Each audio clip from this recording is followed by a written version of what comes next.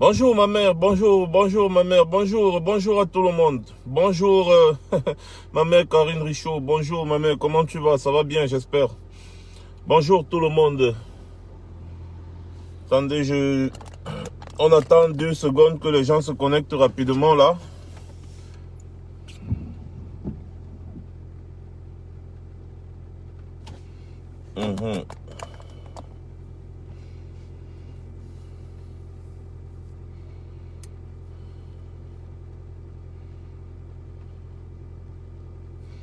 Voilà, donc, pour commencer, mes chers, bonsoir, bonjour à tout le monde.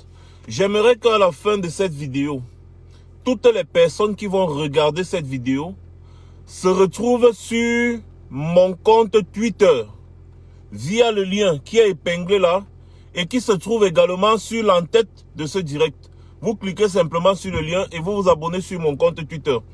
Également aussi, pour ceux qui n'ont pas Twitter, téléchargez Twitter et abonnez-vous sur Twitter. C'est très important. Nous sommes en train de faire un gros travail sur Twitter et on a besoin d'un maximum de personnes capables de retweeter tout ce qu'on fait. C'est très important. On travaille avec plusieurs organisations. Le problème, c'est qu'il faut retweeter ce qu'on fait. Il faut vite faire circuler ce qu'on fait. Merci beaucoup. Je reçois les cœurs. Merci beaucoup. Alors, donc, à la fin de cette vidéo, il faudrait que tout le monde s'abonne sur Twitter. Vous avez remarqué, je ne suis plus sur Facebook. Donc, je passe là, comme ça, là, au passage, de temps en temps, je lance un petit live comme ça, là, tous ces derniers temps, juste pour vous dire que voilà, allez sur Twitter, allez sur Twitter.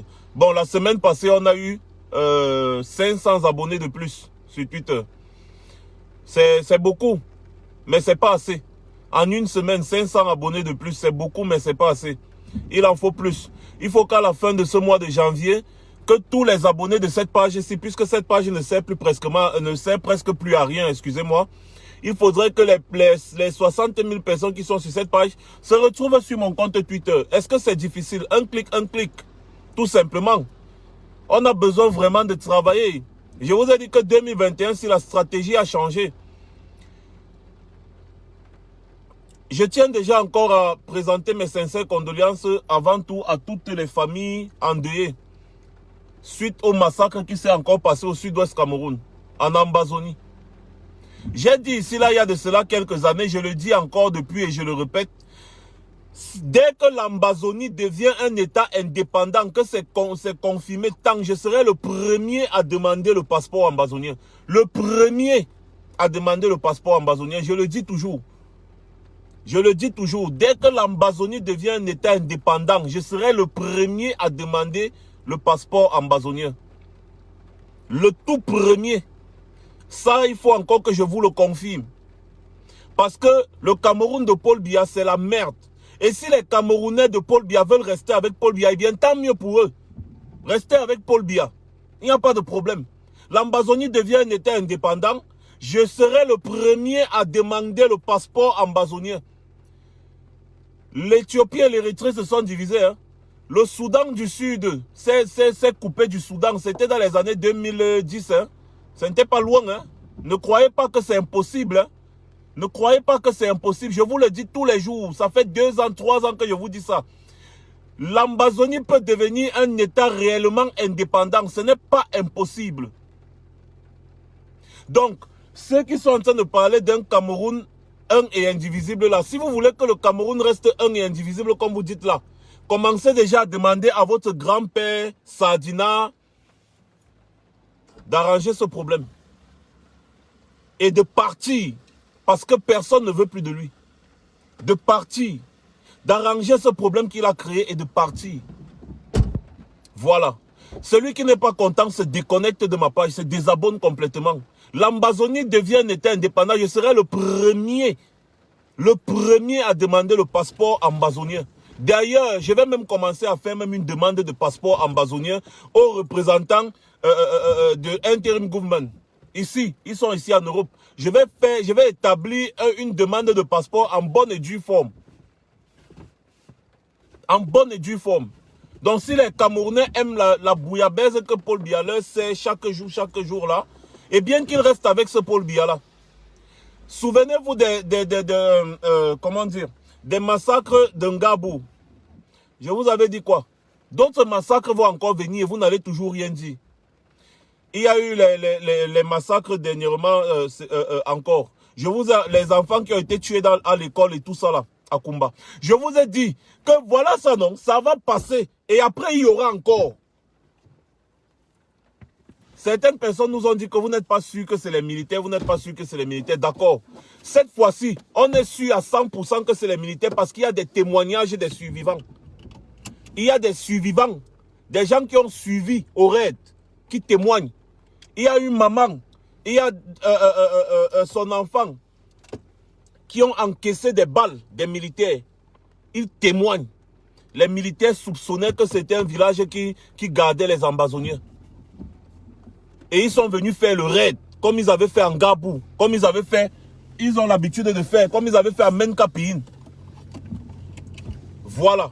Donc cette fois-ci, il y a les témoins. Donc même avec les témoins, si les Camerounais ne réagissent toujours pas, vous allez encore trouver quel prétexte. Et ce n'est pas le dernier, il y en aura encore. Il y en aura encore. Il y a un proverbe africain qui dit que quand le lion a goûté à la chair humaine, il va passer son temps à vivre autour du village. Les militaires de Paul Biya, la milice de Paul Biya aiment tuer. Quand quelqu'un n'est pas d'accord avec eux, ils veulent seulement tuer. Ils ne savent pas ce qu'on appelle discuter, dialoguer, causer. Ils veulent seulement tuer.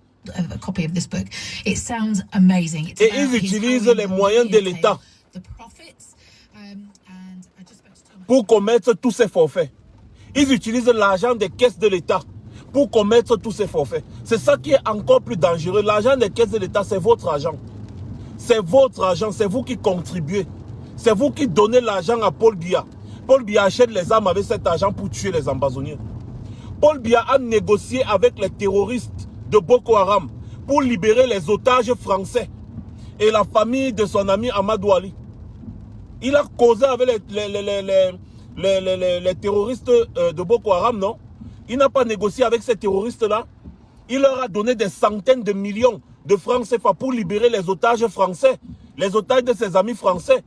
Maintenant, voilà les Camerounais qui ont décidé de se battre pour leur liberté parce qu'ils se sentaient vraiment marginalisés. Paul Biya ne veut pas discuter avec eux depuis 4 ans. Ça a un sens. Paul Biya négocie avec des terroristes internationalement reconnus. Boko Haram, responsable des milliers et des milliers et des milliers de morts, des enfants, des villages brûlés, détruits et tout ça, des terroristes internationalement reconnus. Mais ils refusent de dialoguer avec nos frères du nord-ouest et du sud-ouest. Vous trouvez que ça a un sens? Non. Si Paul Biya se comporte comme il se comporte, c'est parce qu'en face de lui, il a un peuple qui est laxiste.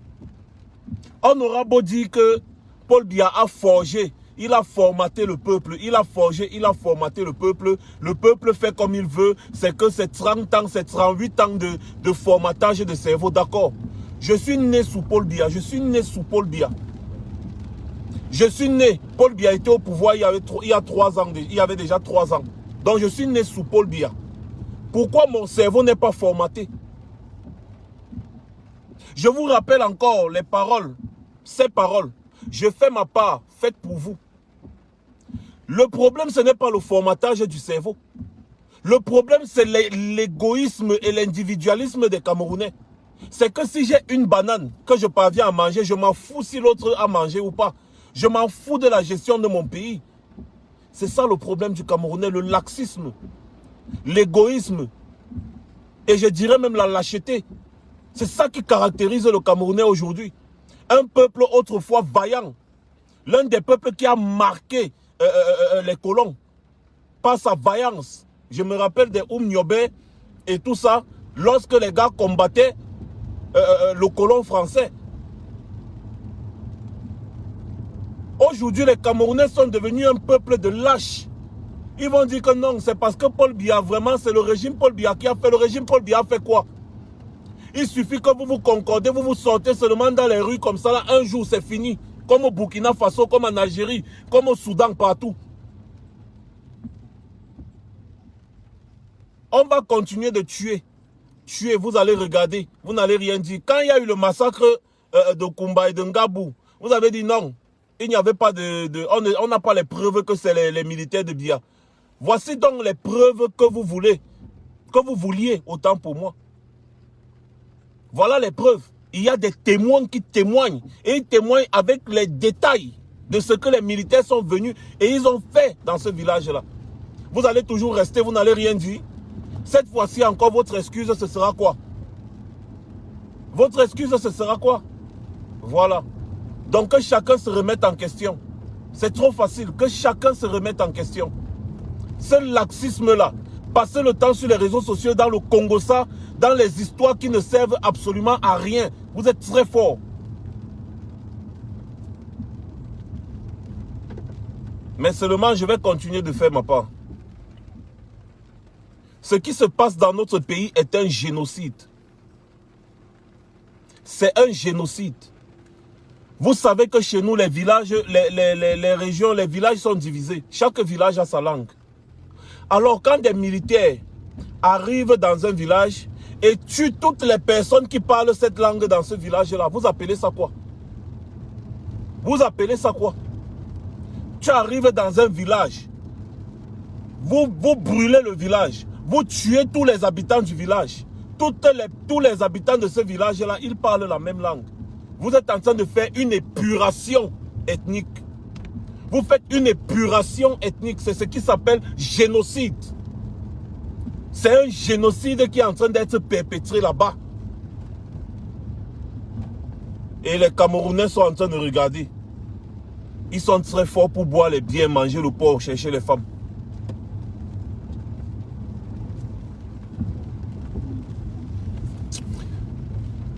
Abonnez-vous sur Twitter. Je vous laisse passer une bonne soirée parce que quand je parle, ça m'énerve.